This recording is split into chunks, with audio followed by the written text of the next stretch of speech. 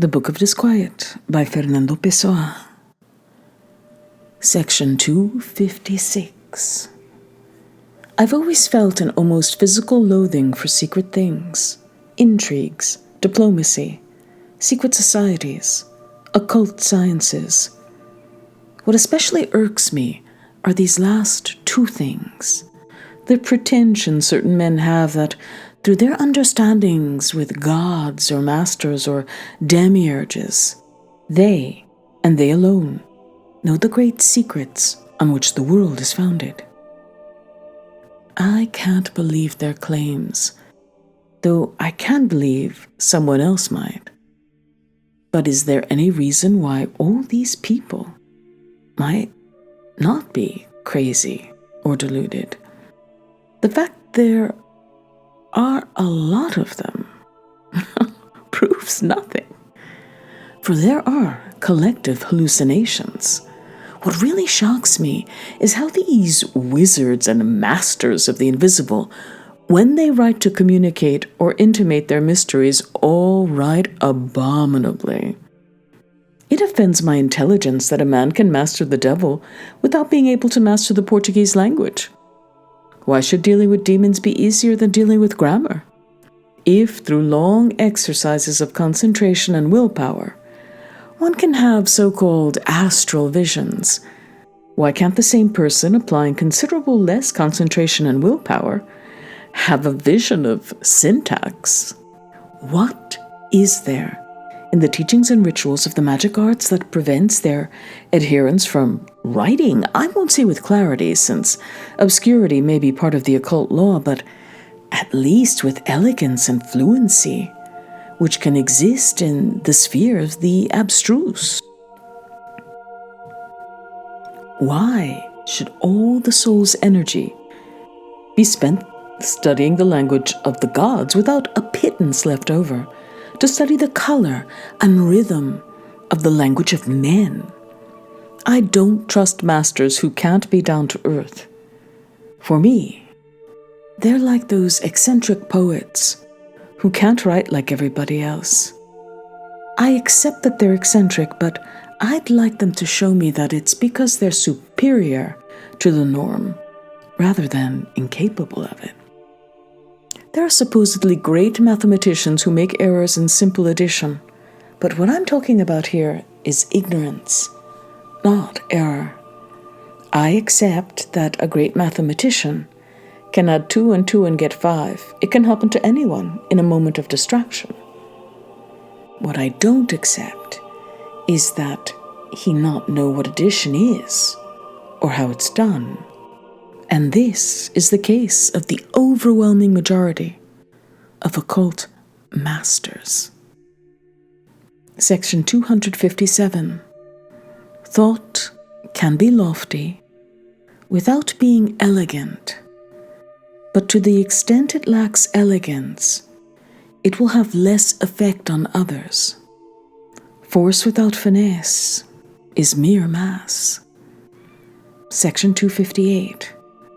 To have touched the feet of Christ is no excuse for mistakes in punctuation. If a man writes well, only when he's drunk, then I'll tell him, get drunk. And if he says that it's bad for his liver, I'll answer, what's your liver? A dead thing that lives while you live, whereas the poems you write live without while. Section 259. I enjoy speaking, or rather, I enjoy wording. Words for me are tangible bodies, visible sirens, incarnate sensualities. Perhaps because real sensuality doesn't interest me in the least, not even intellectually, or in my dreams.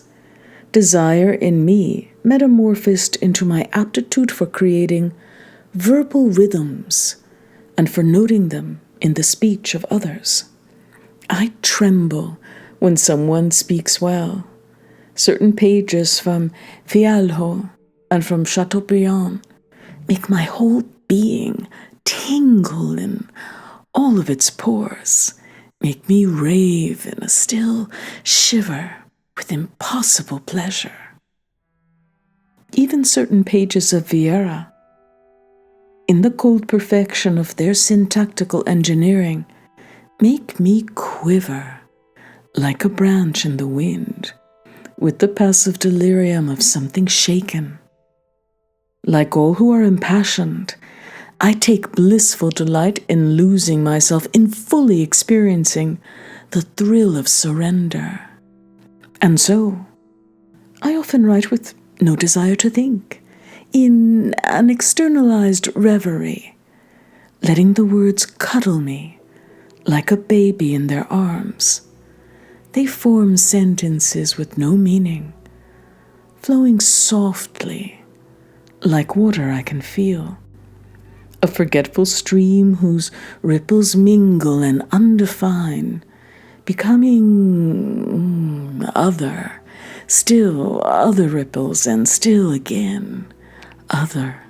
Thus, ideas and images, throbbing with expressiveness, pass through me in resounding processions of pale silks on which imagination shimmers like moonlight, dappled and indefinite.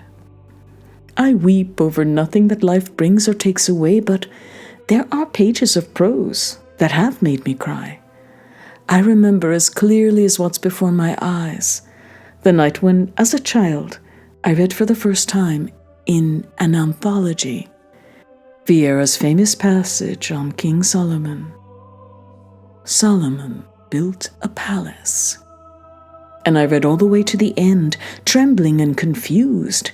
Then I broke into joyful tears, tears such as no real joy could make me cry, nor any of life's sorrows ever made me shed.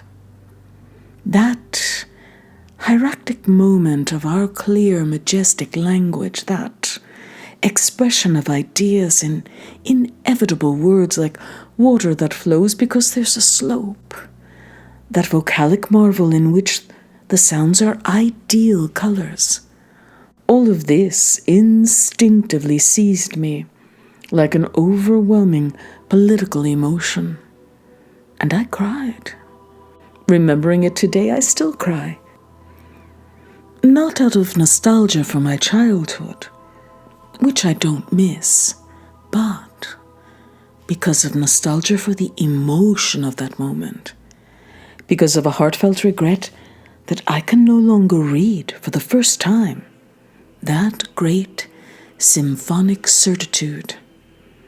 I have no social or political sentiments, and yet there is a way in which I am highly nationalistic. My nation is the Portuguese language. It wouldn't trouble me at all if Portugal were invaded or occupied, as long as I was left in peace. But I hate with genuine hatred, with the only hatred I feel, not only those who write bad Portuguese, not those whose syntax is faulty, not those who used phonetic rather than etymological spelling, but the badly written page itself, as if it were a person. Incorrect syntax, as someone who ought to be flogged. The substitution of I for Y, as the spit that directly disgusts me, independent of who spat it. Yes, because spelling is also a person. The word is complete when seen and heard, and the pageantry of Greco-Roman transliteration dresses it for me in its authentic royal robe, making it a lady and a queen. Section 260. Art consists in making others feel what we feel, in freeing them from themselves by offering them our own personality. The true substance of whatever I feel is absolutely incommunicable, and the more profoundly I feel it, the more incommunicable it is. In order to convey to someone else what I feel, I must translate my feelings into his language, saying things that is as if they were what I feel, so that he, reading them, will feel exactly what I feel, And since this someone is presumed by art to be not this or that person, but everyone, i.e., that person common to all persons, what I must finally do is convert my feelings into a typical human feeling, even if it means perverting the true nature of what I felt. Abstract things are hard to understand because they don't easily command the reader's attention. So I'll use a simple example to make my abstractions concrete.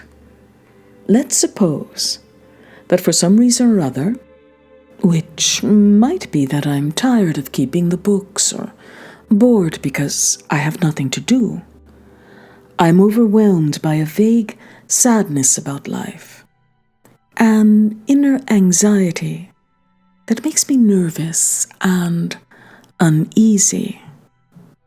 If I try to translate this emotion with close-fitting words, then the closer the fit, the more they'll represent my own personal feeling, and so the less they'll communicate it to others. And if there is no communicating it to others, it would be wiser and simpler to feel it without writing it. But let's suppose that I want to communicate it to others, to make it into art. That is, since art is the communication to others of the identity we feel with them, without which there would be no communication and no need for it. I search for the ordinary human emotion that will have the coloring, spirit, and shape of the emotion I'm feeling right now, for the inhuman personal reason of being a weary bookkeeper or a bored Lisboean. And I conclude that the ordinary emotion, which in ordinary souls has the same characteristics as my emotion, is nostalgia for one's lost childhood. Now, I have the key to the door of my theme. I write and weep about my lost childhood, going into poignant detail about the people and furniture of our old house in the country. I recall the joy of having no rights or responsibilities, of being free because I still didn't know how to think or feel.